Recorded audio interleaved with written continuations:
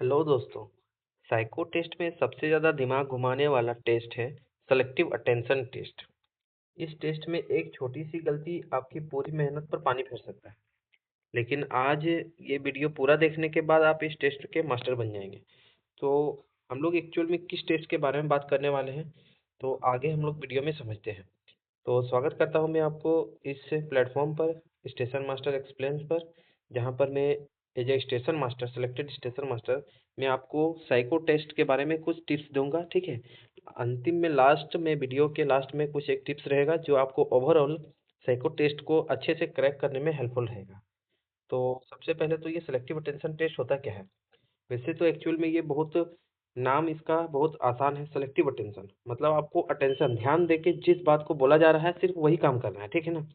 तो selective attention को बहुत सारे लोग ऑड नंबर को जोड़ने वाला भी टेस्ट कहते हैं, और एक्चुअल में वो है भी ऑड नंबर को जोड़ने वाला ही टेस्ट है। ठीक है। तो चलिए शुरू करते हैं। सबसे पहले तो जो, जब मैं प्रैक्टिस करता था स्टेशन मास्टर का साइको देने के लिए, तो उस समय का ये मेरा स्कोर कार्ड है। ठीक है। तो इसको आप देख सकते हैं। सबसे पहले मैं जब शुरुआत में जब मैंने अटेम्प्ट लिया था तो 30 में से 15 मार्क्स ही आते थे। ठीक है। फिर धीरे धीरे मेरे मार्क्स इंप्रूव होते गए और 30 में से 23 मार्क्स, 30 में से 25 मार्क्स, ठीक है, इस तरह के मार्क्स आने लगे। ठीक है। तो एक्चुअल में जो एग्ज़ाम के टाइम पर, जो एग्ज़ाम हॉल में जो प्रॉब्लम होता है, ठीक है, वो क्या प्रॉब्लम फेस करना पड़ेगा, उसको भी मैं आज इस वीडियो में एक्सप्लेन करूँगा। ठीक है।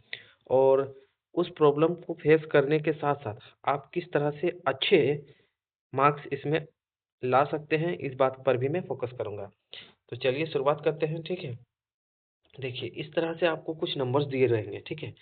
ये नंबर में से आपको यहाँ पर सिर्फ़ ऑड नंबर्स को उठा के जोड़ना है। ठीक है। और ऑड नंबर्स को जोड़ने वाला काम जो है सब बहुत तेजी में करना है, क्योंकि आपको बहुत ज़्यादा क्वेश्चन रहेंगे और कम से कम समय रहेगा। ठीक है। तो चलिए शुरुआत करते हैं पहला क्वेश्चन से। ठीक है। तो जैसा कि आप लोग यहाँ पर क्वेश्चन पढ़िए और इसमें से ऑड नंबर जोड़ने का कोशिश करिए। यहाँ से शुरू करते हैं हम लोग। सबसे पहला ऑड नंबर क्या है? सबसे पहला है 3, फिर 1 मिला है ना? 3 और 1 कितना हुआ? 4, फिर यहाँ पर 5, 3 और 1 4 5 9, 9 5 14, 14 और 1 15 हुआ, 15 और 1 16, 16 3 कितना हुआ? 19, 19 के बाद यहाँ पर देखिए फिर कहीं पर है 19 और 5 क्या हुआ? 24। ठीक है। 24, 24 के बाद फिर यहाँ पर देखिए 24 और 3 क्या हुआ? 27, 27 हुआ, 27 और फिर यहाँ पर 5 मिला, 27 और 5 कितना हुआ? 32 हुआ। ठीक है। आगे देखिए यहाँ तक जोड़ चुके हम लोग, 27 और 5 32 हो चुका है। ठीक है ना? 32 और फिर यहाँ पर एक 3 मिला, 35 और एक कितना हुआ? 36। तो इसका मतलब इसका आंसर क्या है? 36 इसका आंसर है। इस तरह से आपको जल्दी में करना है जोड़ और टिक लगा के आ जाना है। सबसे ज़्यादा ज़रूरी ध्यान देने वाला बात क्या है कि जल्दीबाजी में कहीं आप एक आध नंबर स्किप ना कर दें। जैसे कि यहाँ से जोड़ने शुरू किए, ये 3 लिया, ये 1 लिया, मान लिया ये 5 को छोड़ के ये 5 को ले लिया। ठीक है ना? तो इसमें क्या है कि आपको गलती होने का चांस ज़्यादा रहता है। तो इस गलती को मतलब कि आप अवॉइड कैसे कर सकते हैं, इसके लिए क्या करना है कि आपको ज़्यादा से ज़्यादा प्रैक्टिस सेट लगाने हैं। ठीक है। और जब ज़्यादा से ज़्यादा प्रैक्टिस सेट लगाएंगे तो आप ये गलती को अवॉइड कर पाएंगे। ठीक है। तो चलिए अब इसी तरह से हम लोग दूसरा शुरू करते हैं। यहाँ पर देखिए, सबसे पहला क्या मिला? 1 मिला, 1, फिर 1 यहाँ, 2, 2 और 5 7, 7 मिला, फिर 7 और 3 10 और 1 क्या हुआ? 11, 11 5 16, 16 एक 17, 17 3 क्या हुआ? 20, 21, 21 हो गया, फिर यहाँ पर 21 और 5 कितना हुआ? 26, 26 और 3 कितना हुआ? 29, 29 और 1 30। तो इसका सही आंसर क्या हो गया मेरा? 30। ठीक है। इसी तरह से ये अटेम्प्ट लेना है। ये अटेम्प्ट में घबराना नहीं है, स्पीड में ज़्यादा करने की ज़रूरत नहीं है। ठीक है। आराम-आराम से प्रैक्टिस करिए। ठीक है। धीरे-धीरे शुरुआत में प्रैक्टिस करिए, धीरे-धीरे आपका स्पीड खुद ब खुद बढ़ जाएगा। ठीक है ना? इसी तरह से तीसरे क्वेश्चन पर आते हैं। ठीक है। चलिए तीसरा क्वेश्चन यहाँ से देखना शुरू करिए, कहीं पर कोई ऑड नंबर दिख रहा है? सबसे पहला ऑड नंबर आपको क्या दिखा है यहाँ पर?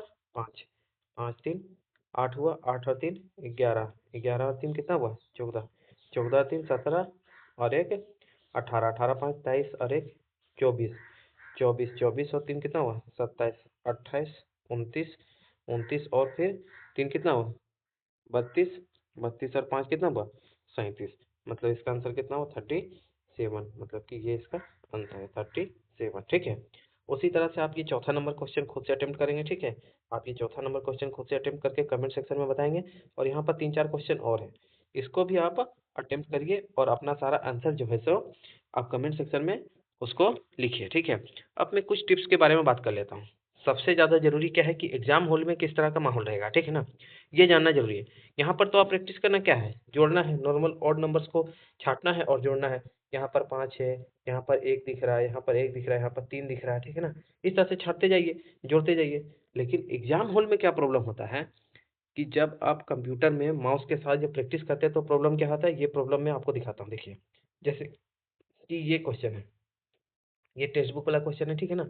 यहाँ पर आपको क्या प्रॉब्लम फेस करना पड़ेगा कि ये जो क्वेश्चन का जो स्लाइड है, इसको आपको इधर ऐसे घसकाना पड़ेगा, इधर घसकाना पड़ेगा क्योंकि ये पूरा क्वेश्चन नहीं है।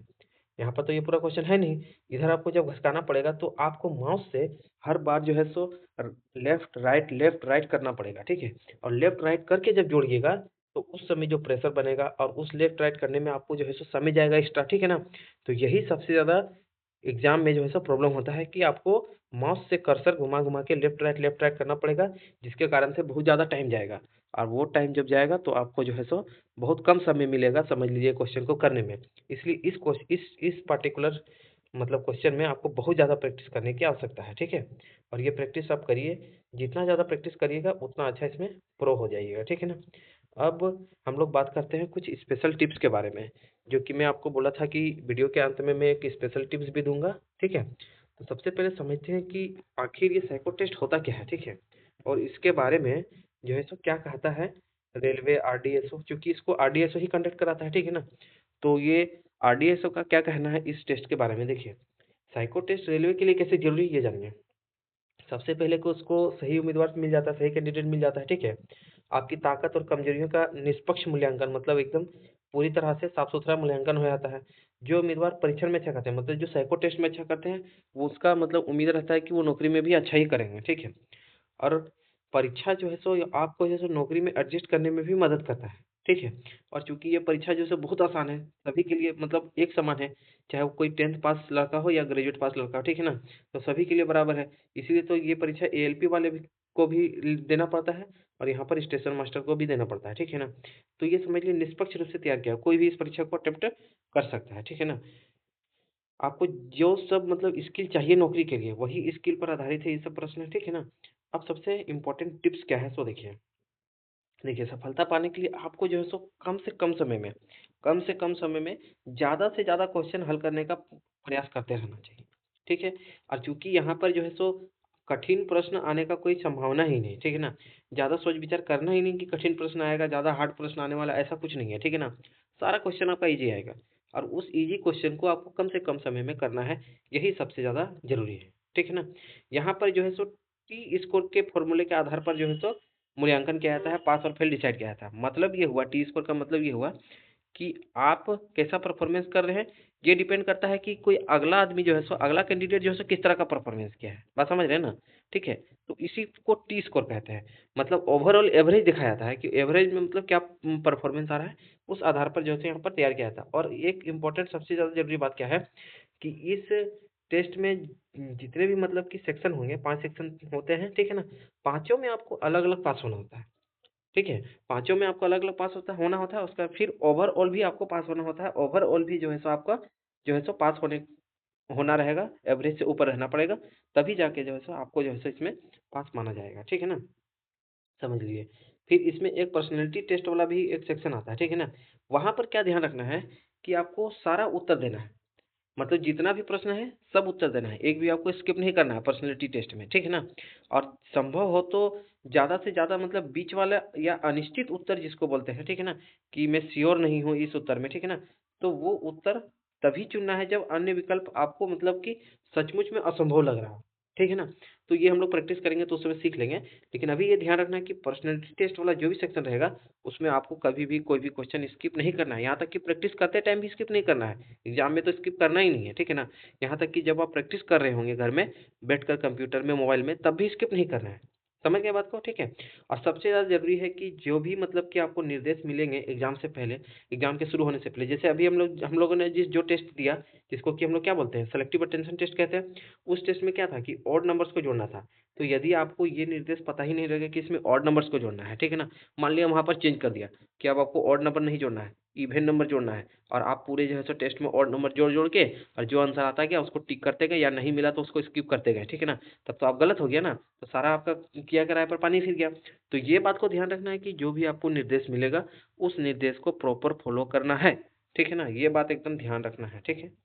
तो ये जो है सो इम्पोर्टेंट पॉइंट है और ये बात तो सबको पता है कि जल्दी-जल्दी हल करना है क्योंकि बहुत ज़्यादा क्वेश्चन रहेगा और समय जो है सो आपके पास कम रहेगा, ठीक है ना?